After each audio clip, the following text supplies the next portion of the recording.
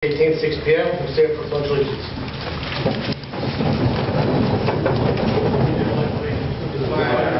United States of America, and to the republic for which it stands, one nation, under God, indivisible, with liberty and justice for all.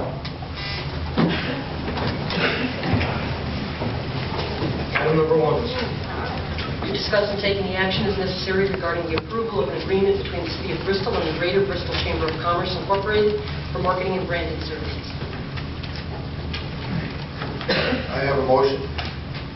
I hereby move that the marketing and branding services agreement between the City of Bristol and Bristol Chamber of Commerce be approved. I further move that the mayor or acting mayor be authorized to execute the agreement on behalf of the City of Bristol. I further move that this matter be referred to the Board of Finance for approval. Motion made and seconded. Discussion.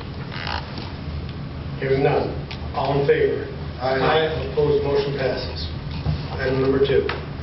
Remarks by Mayor Costello concerning Goman, New York report. This is a special City Council meeting that has been scheduled to receive the report from Goman, New York, evaluating the proposal from Renaissance Downtown for Phase 1A of Depot Square project. The Renaissance proposal submitted to Bristol Downtown Development Corporation, dated May 12, 2014, requested a significant financial investment from the City of Bristol.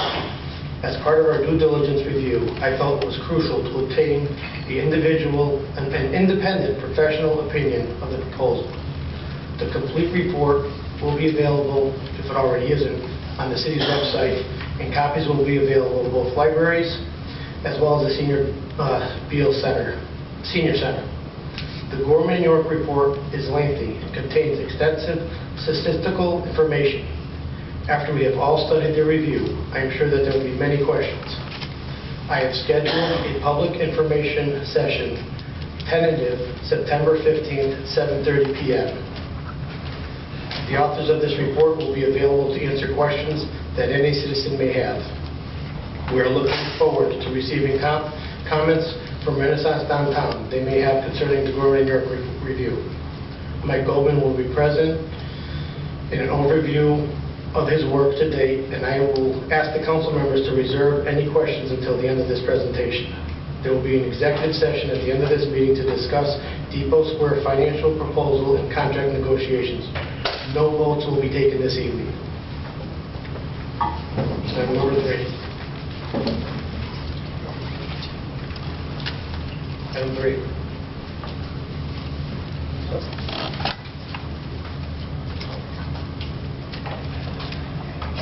All right. Well, thank you very much. Glad to be here. As the mayor said, my name is Mike Goman. I'm principal at Goman, New York Property Advisors. I'm glad to be here tonight and have a chance to talk through our report with everyone. I hope the information that I go through tonight is helpful. We'll start with a little bit of background on us. I'm not going to spend a lot of time on this. We are an East Hartford-based firm, multidisciplinary team, very experienced real estate professionals. I'll show you the team in a minute. Our 3 practice areas are brokerage, development services, and economic development services. Brokerage is exactly what you would think a commercial real estate firm would do. We handle transactional work for a variety of owners and investors. Development services is basically what we're here doing tonight.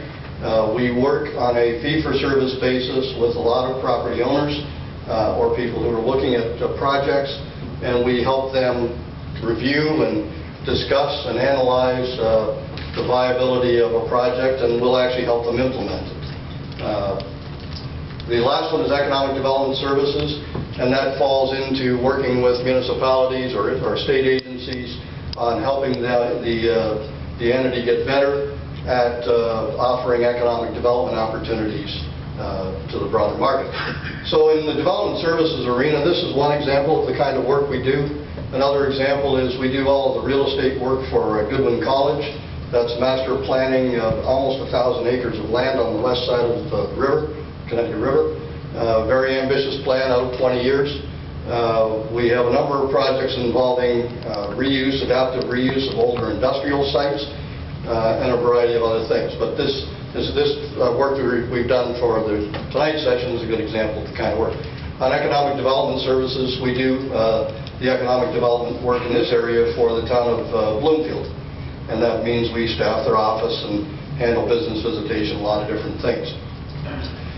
We really focus on the larger, complicated situations. You're not going to find us working on a single small site with this relatively small, straightforward building, single-tenant building. We really don't do that kind of thing. We tend to be asked to come in when the projects either have stalled or when there's a problem or it's inordinately complicated from a regulatory or engineering standpoint, and we try to help get something that will actually work. As I note here, we are very research-driven, and we're going to talk a lot about research. I'll probably put some of you to sleep when I get into that part, but we're very research-driven. We'll talk about why that is and what form that takes. And we really work in an environment of what I like to call real-world solutions. We'll talk a little more about this in a minute, but we're not interested in coming up with a drawing or a plan or an illustration of what you might be able to build on a given site. We really start sort of at ground zero in terms of what the demand is, and we assume that the second step at some point will be whatever the demand is, we can actually draw something that will work to serve that demand. So, very research-driven and working in the real world, and we're going to come back to that as a theme as I go through tonight's information. You can read as much and probably more than you want to know about us at GomanNewYork.com. So, I realize this is kind of small print, and I apologize for that. I really didn't know how big a screen. But this is the team that's been working on Bristol. I'm up at the top. I've spent more than 30 years in this industry, have more than 50 million square feet of development work in my background, and a little over, actually it's approaching $4 billion in projects. I was previously the CEO of several real estate development and construction companies. I'm an often speaker, frequent speaker in industry events, and of course I belong, as you'd expect, to a number of trade associations. Don Poland over on the right. Don is here. Maybe Don, you can just put your hand up or stand up. Don Poland is more than 20 years as a community development and planning official. He's an AICP and planner, a certified planner. A lot of experience in municipal planning as a director and planning consultant. And he's currently a doctoral candidate in the Department of Geography, Cities and Urbanization at the University College of London. So in the fall, I'm going to have to start calling him Dr. Poland. I'm not sure I'm ready to do that yet. He has a master's degree in geography. Dusty McMahon's not here tonight. He's our creative design guy. He's been working on this for the last month and a half or so. I won't walk through his CV. Let me get to Rob Ralston over on the right. Rob is also a 30-year plus guy. Here's Rob right here beside Don. Previously Director of Community Services in West Hartford, very instrumental in getting Blueback Square put together and off the ground and ultimately built. Rob's an acknowledged expert in permitting, entitlement, and architectural and engineering process review. And lastly, he leads innovative work on municipal branding initiatives. Very important work in today's world. Patrick Pinnell's over on the lower left. He's not here tonight. A well-known planner, new urbanist, and architect. Led the Yale's graduate research program in environmental design for a number of years. Been involved in projects all over this area and was also part of the group that saved Fenway Park. Co-led that group on the urban design team. And lastly, the data analytics folks, I always want to make sure we acknowledge them because they do a lot of the work that you're going to see tonight. Hi, Wien is sitting here to my right. And he may not have a job as a tech guy after this to see if we get it. There we go.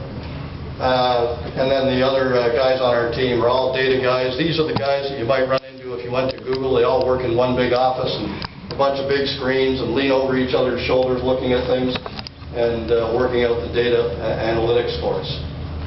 So, Bristol, this is the team. We went through that just a minute ago. These are the titles. I don't think you need to spend a lot of time on that. The big report that the mayor made reference to either is on the website now, the city's website, or will be up shortly. It's a massive report. I think it ran 212 megabytes of data and probably close to 100 pages. We will have that available, as I said, on the website later tonight. What this slide is doing is just kind of covering what's in that report. Tonight, as the mayor said, is really an overview. We're going to go through it fairly quickly, but this title slide here just shows what's in that report. We're going to cover the executive summary in the report, including, among other things, the work that we conducted, our review of the overall market in the trade area, our review of the work done by Renaissance Downtowns of Bristol, then a discussion of the Depot Square Phase 1 financial proposal, a review of the available options, including the one that's been presented and is under consideration by Renaissance Downtowns of Bristol, which is the Phase 1 and Phase 1A project, and then lastly our recommendations and conclusions. So all that's in the report. This is actually the title page from the main report. So our executive summary for the main report ran to 14 pages. I'm not going to try to cover that because it has an awful lot of text in it. And again, it's all available in the report that will be on the website. I'm really just going to try to summarize it tonight. And I hate to do this, but we're going to take you back just for a second here as a little bit of background. Here's a reminder of where you were a number of years ago, and as difficult as this kind of thing has been and continues to be for many communities, a lot of these old malls really ran into problems back in the 90s. And I've been involved with a lot of them. As I said, I've had a lot of years of experience. Unfortunately, I built a number of these many years ago. They're not a productive asset for the most part, and in most cases they're being either demolished or being adaptively reused in some fashion. Over time they declined and the problems just kept getting worse and worse. The estimate is that there are several hundred of these around the nation that communities have to deal with, and quite frankly there are very few good answers as to what can be done with them. If you really want to get, if my data doesn't bore you enough, you can go to this website, deadmalls.com, and read about all the dead malls that are available around the country. If you wanted to buy one, you could buy some of them, probably fairly cheaply at this point. But it's got a pretty good list of the malls that are out there that are in similar circumstances, and there's a lot of them. What I like to tell audiences in this area is that it's not that we're overbuilt, it's that we're under-demolished. There's a lot of situations that the only answer is to go back in and remove it as an asset. It's become, as we like to say in the industry, functionally obsolete. It just can't be used for its intended purpose any longer. There we go. So with that as a little bit of background, let me talk just a little further about this. The good news is that your community did a wonderful thing by acquiring and removing that old mall. As I've noticed here, it really represents bold action, very forward thinking. We don't see a lot of communities, and we do a lot of this kind of work. We don't see a lot of communities that have really taken the bull by the horns, so to speak, and actually made something happen. Unfortunately, although it was the right idea, you ran right up against a very difficult market timing. Just as you managed to take it down, the market in commercial real estate sort of collapsed.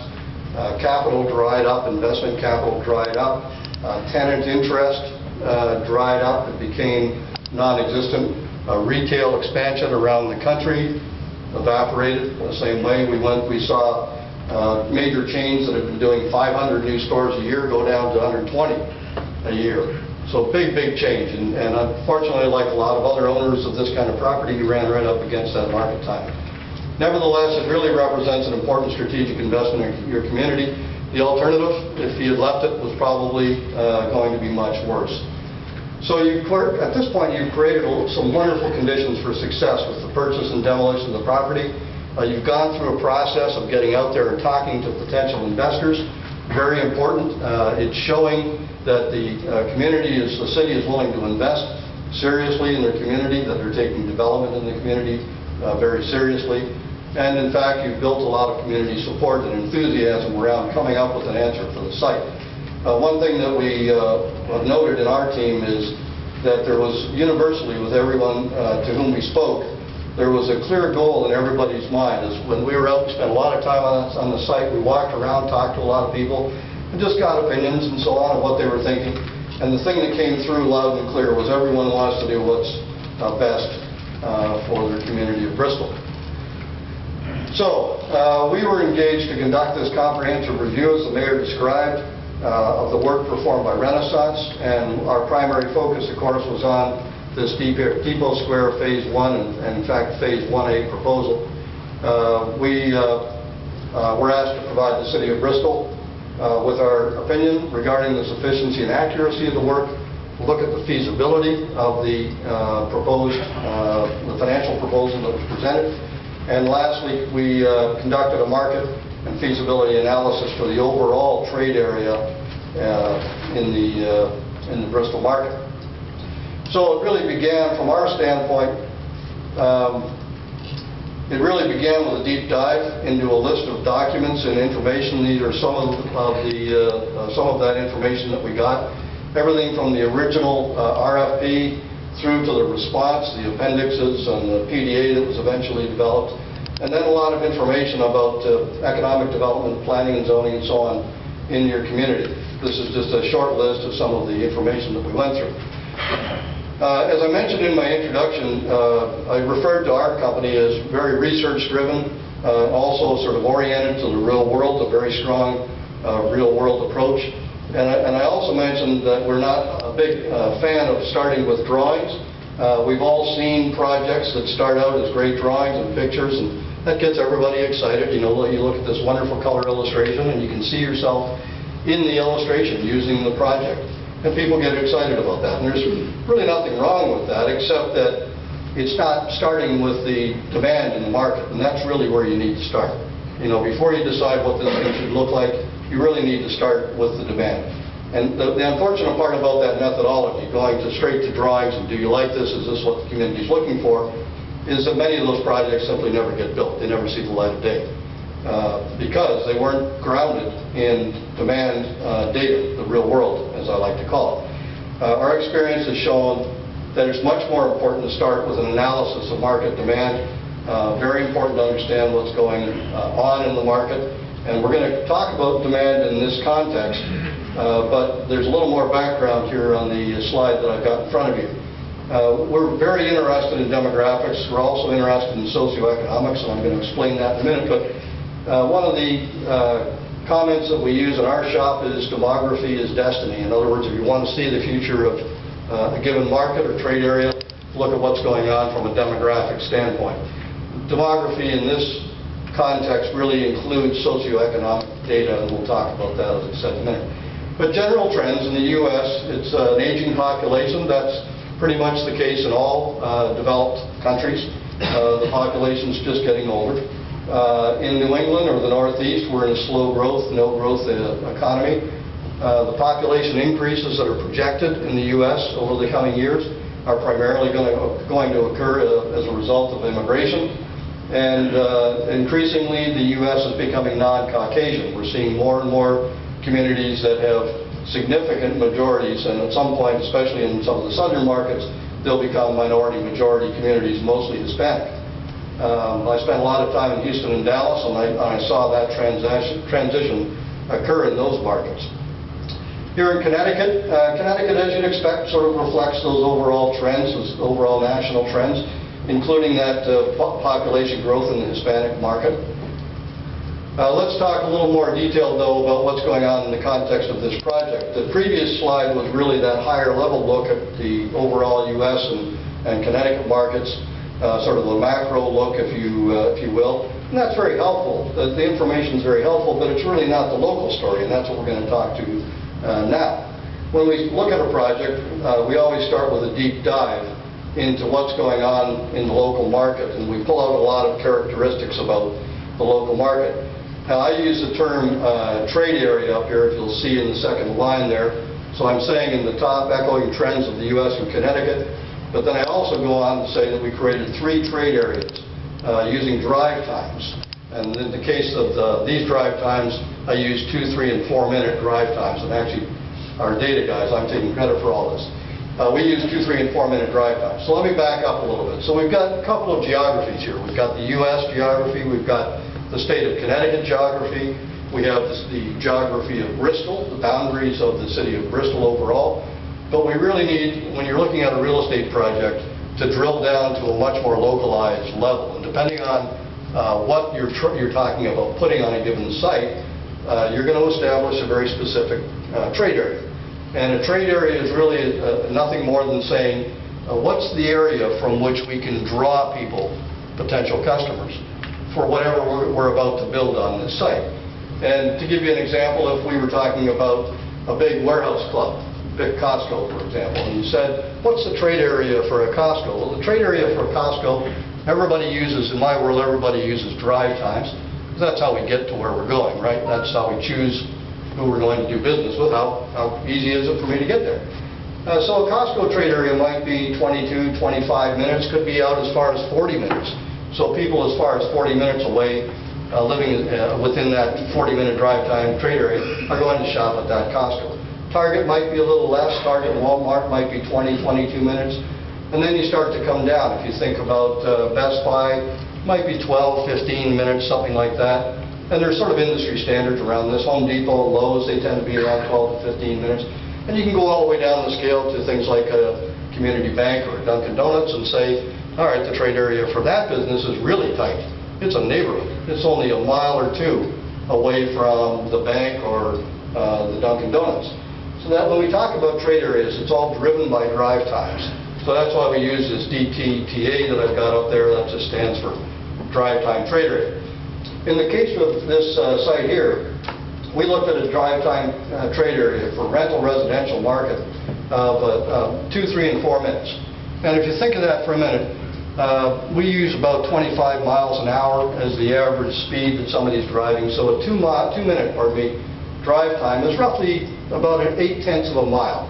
Look at it that way. So anything within 8/10 of a mile or so is going to be within that 2-minute drive time. 3 is a little farther out, and 4 is the same, using roughly 25 miles an hour. And if you think of 8/10 of a mile in this context, that's roughly, the blocks aren't uniform size in this area, but that's roughly 10 to 14 blocks away. So what we're saying is the immediate residential rental market that we need to look at is really a neighborhood, and we need to look at what's going on in that neighborhood. So we looked at 2, 3, and 4 minutes. 4 minutes, of course, is now getting much farther out, and in the overall book, the overall file that's up on the website, you'll be able to see these maps, and you'll be able to see what a 2-minute, 3-minute, 4-minute drive time looks like overlaid on a map. So it'll start to make some more sense, hopefully, to you. But we started looking at it in those ways, and we found some interesting data. We'll share a little bit of it with you. There's an enormous amount of this data in the overall book. But the drive time trade area within that 2-minute, the interesting thing we found is that there's actually a 14% vacancy rate in that 2-minute drive time trade area. And that, in fact, is higher than the state, which is 7.3, and higher than Bristol, which is 6.4. Everybody with me? We're sort of, let me grab my laser pointer here. I should have got that out a minute ago.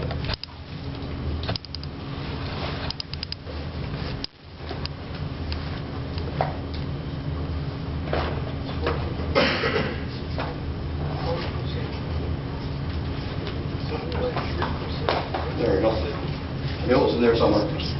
So, this is where I'm at. There's the vacancy rate in that 2-minute drive time, 14%. There's our statewide average in the Bristol. So the geographies, again, just to make sure we're clear, Bristol is the entire city of Bristol. That entire geography, whatever boundaries they are. We use software that we can come up with all that information. If you give us a set of latitude and longitude coordinates, we can come up with a trade area based on that for any given location. We can calculate innumerable configurations based on drive time. You will see, in this kind of work, you will see demographic data presented in concentric rings. We're not a big fan of that. It's not very accurate, very imprecise, sort of a blunt instrument, if you will, because people make decisions about where they're going to do business or where they're going to live based on drive times, right? We know that the average commute time for an American is about 23 minutes. That's an important drive time piece of data. So we use drive times wherever we're talking about this. So let's go on. Roughly in that area, in that 2-minute drive time trade area, about 70% of the people living there are renters. The average contract rents are $640 a month. Most of the renters actually pay in cash. That's a little unusual, but we've seen that before. The trade area population, the number of people who live in that 2-minute drive time trade area, right now has been declining, and it's actually projected to continue to decline. So that area is shrinking a little bit. The Hispanic component, however, is showing significant growth. It's actually the only component that's growing, and it's projected to continue to grow within that trade area. plus or minus 73% of residents in that 2-minute drive time trade area have an average household income of $50,000 or less than $50,000, pardon me. Also interesting is that 20% of the vacant rental housing is not currently being offered for rent. That historically means it's not in condition to be rented. So it's been taken offline from a rental standpoint because of its current condition. So that gives you a little bit of a glimpse into the immediate drive time trade area residential market. Let's move on. Again, that slide captures about 100 and something pages of data, something like that. So we've gone through that very, very quickly. There's an enormous amount of data in that about demographics in that presentation. Now, as a matter of fact, let's just back up a little bit for a minute. There's one other thing I wanted to talk about here. Just so we've got our terms right. Demographics are essentially race, age, income level, housing type, and so on. Those are basic demographics. So my colleagues, Rob Ralston, Don Poland, and I, we would all look alike demographically. If we're trying to make a decision about locating a business, though, the demographic side of the story is really only one small piece of the story. What we really need to know is how Don Poland and Rob Ralston and Mike Goman spend their time and spend their money. That's what's going to tell us from a business standpoint whether there's a market here for our particular business. So in the case of Rob and I, Rob, for example, might travel to France on vacation, likes to collect art and fine wine, leases an imported car. That would be the way he spends his time and money. I drive a pickup truck. I've never touched wine. I'm a beer drinker. I go hunting and fishing. I've never left the boundaries of the continental U.S. So now we're starting to understand. We looked at the two of us and we said demographically they look alike. But when we started to drill into that socioeconomic data, we find that there's big differences in how they spend their time and money. That's critical information. And we spend a lot of time analyzing that data. You'll hear it called psychographic data. We call it socioeconomic data.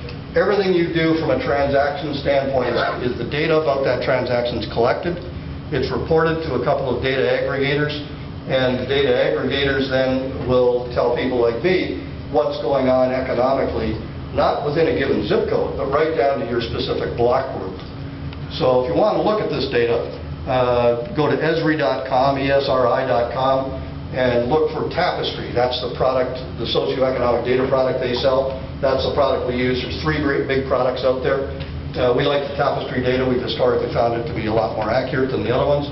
And there used to be a place on that website, if you went to Tapestry under esri.com, you could put in your zip code and it would give you your socioeconomic profile. Basically what they've done is and it's not just Esri, it's Equifax. Everybody knows Equifax, and Pitney Bowes. Pitney Bowes has a similar product through a company they own called MapInfo. Those are the 3 big guys, Esri, Equifax, and Pitney Bowes. And what they've all done is they've created these segmentation systems which takes the entire U.S. population and puts all of us into one or maybe 2 specific market segments, socioeconomic segments. There's about 60 to 70 different socioeconomic segments in total. And you'll be able to read, if you put your zip code in, you'll probably be able to read a Tapestry segment that'll look very much like you and your neighbors. And it tells retailers, it tells developers, it tells hotel owners or business owners of any kind whether or not there are concentrations of people who are going to respond to their business. That's how we use it. So when you get into it, it's kind of scary data, actually. But that's how a lot of these decisions are made. So that's demographics and socioeconomic. Let's move on a little bit now into this Renaissance proposal and the related work. And we want to say a couple of things about it. I've got up here on the screen. We were very impressed by the work that the Renaissance Downtowns team has done. A very strong and professional commitment to the project and to the city. They spent an enormous amount of time and money on this project over the last number of years. My hat goes off for them. I've been a developer all my life, worked in this industry all my life, and I've rarely seen a group that's put as much time, effort, and money into a given project. We reviewed, of course, the biographies of all the people that were involved in their team, including their consultants. There's no question that they put together a great, very experienced team of real estate and other professionals, design and research professionals, and all very qualified for the task that they were asked to do. So actually a very good team. We were very impressed. We focused really on this Depot Square Phase 1 financial proposal. Their comments in that regard in their report, and that's the report that was, I think, issued in April, if my memory serves. We think it represents, their overall report represents a fair assessment of the current market conditions. We didn't have any quibble with what they concluded about the market.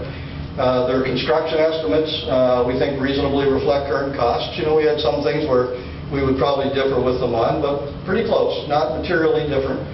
And lastly, on their conclusions, we thought their conclusions were consistent, and our conclusions were consistent with theirs regarding the current housing market conditions. They arrived sort of in the same place by and large as we did from a research standpoint. So we have some recommendations about the Phase 1 proposal. Now, this is really just looking at that Phase 1 proposal that was sent in April, a fairly lengthy proposal, and we're going to go through a little bit of detail. There is more detail in our report on this issue, but really kind of taking a very hard look at everything that they put into the report under that Phase 1A proposal. So our first one here is they have got costs incurred to date outlined in the report of just a little over $2 million. I think it's very important to understand what that means, how they expect to get that back out. We're used to seeing a waterfall arrangement where there's a very clear understanding of if the project goes ahead, how does the developer get their $2 million back out? Do they take it out? So for example, the request is the developer would like the city to issue general obligation bonds in the amount of $6 million under a tax income and finance structure. That's one suggestion. And if those bonds were issued and the $6 million comes in, what's the developer's expectation? Will they get the $2 million out of that 6, or do they take it out over time, or do they take it out of the back end? It's not clear in the report, and that's not really a criticism of the report. It's not often clear at this stage. It's got to be negotiated. But it does need to be negotiated. Everyone needs to be clear when that money would come back out. The second area that we were concerned about is on the geotechnical side, basically the soil conditions. And in their material, they make a very clear statement that says that there is poor soil quality and they're not sure it's buildable. In the world that I live in, site costs can be the big surprise that comes out of the darkness and really blows up your project financially. So that needs to be nailed down. There has to be more geotechnical assessment around exactly what they meant by the bad soil conditions that are there. If it's not soil that you can build on, then it's going to have to be removed, exported, and other fill's going to have to be imported. What's called structural fill will have to be imported. And there can be sizable costs to all that.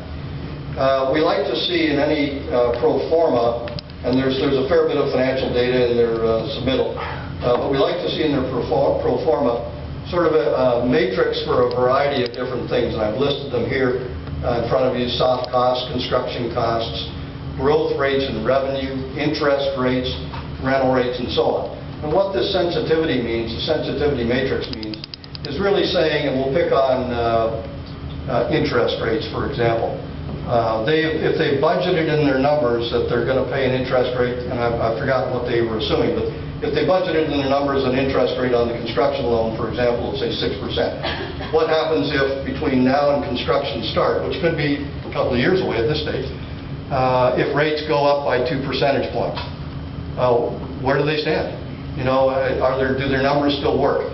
When we do projects for our clients, we spend a lot of time on this sensitivity issue. What happens if revenue fluctuates against what you projected, what you thought it was going to be?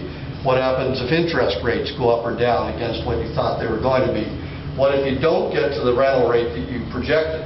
What if your operating expenses are higher than you thought? what if the real estate market sort of stalls a little bit and market valuations of properties come down? What if you don't get to the vacancy rate or occupancy rate, whichever way you want to look at it? What if you don't get there? If you projected 95% occupied, but you only get to 86% occupied, what does that do to your numbers? And you need to know. The city is now in the position of being asked through this request for tax increment financing to basically participate financially in the project. Think of yourself not as a lender, because you're not really lending the money. You're actually an equity investor under that strategy.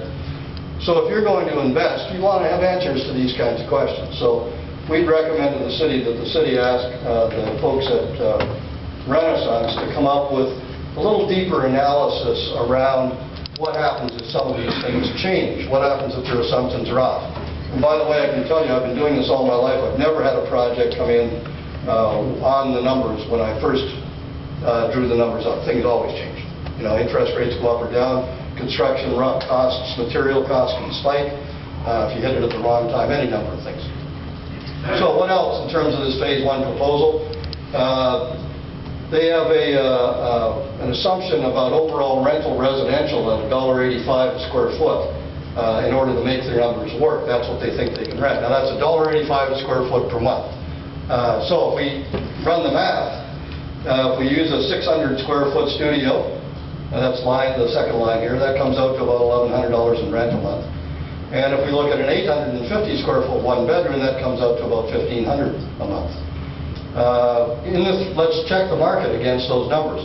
In that 3-minute drive time trade area, less than 5% of the renters, and remember this is a market that's really a heavy renter market, less than 5% in that 3-minute, and we expanded, by the way, from 2 to 3 because it actually improved the numbers for them a little bit. But less than 5% are currently paying more than $1,000 a month. So 95% are paying under $1,000 a month, but in order to make these numbers work, even for 600 feet a studio, you've got to get $1,100 a month in rent.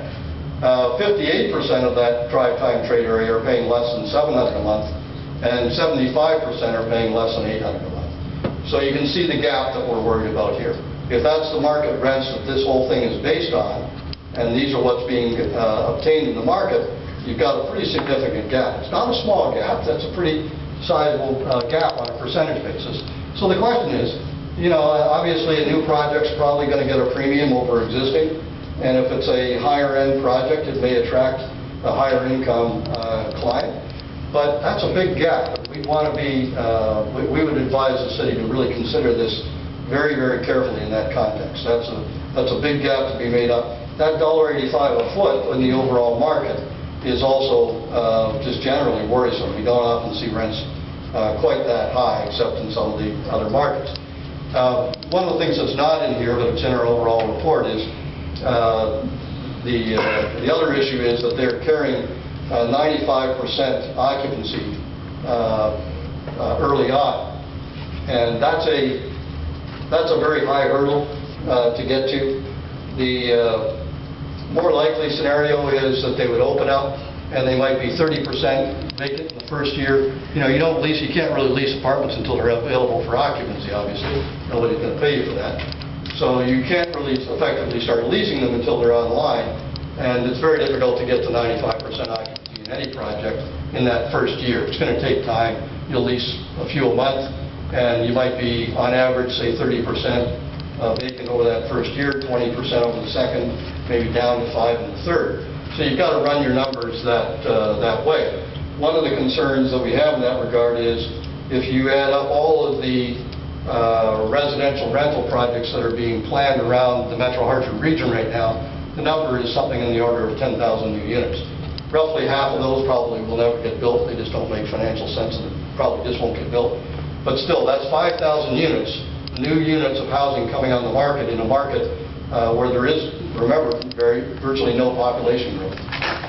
So it raises questions about demand. So let's move on a little bit. And again, there's a lot of data in the report that's online, a lot of additional data. So now we looked at it and we said, well, what about this debt service and the bonds? Is this project likely to be able to service the bonds? And it's fairly simple math. You know, the $6 million was proposed. We plugged in an interest rate of 4%. That's close enough, we think, to do this analysis. 20-year term. Again, you can change these numbers a little bit. I don't know what the city's borrowing cost is for general obligation bonds, but that's probably in the ballpark. That would give us an estimated debt service of $436,000. The property taxes, using the Renaissance Group's numbers, and that's their market value in their proposal, $11,658,000. That's their market value for their information. Assessed value would be the $8,000,001. Your current mill rate, 34.61, gives us property taxes of $282,000. So we're right there. We're about $153,000 short. The city's going to have to carry that in debt, and that's the tax revenue they're going to get.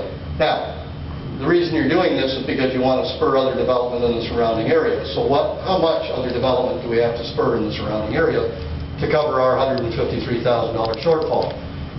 So the assessed value, based on that, the current mill rate would have to be $4.4 million, and that's a market value, assuming 70% assessed value against market.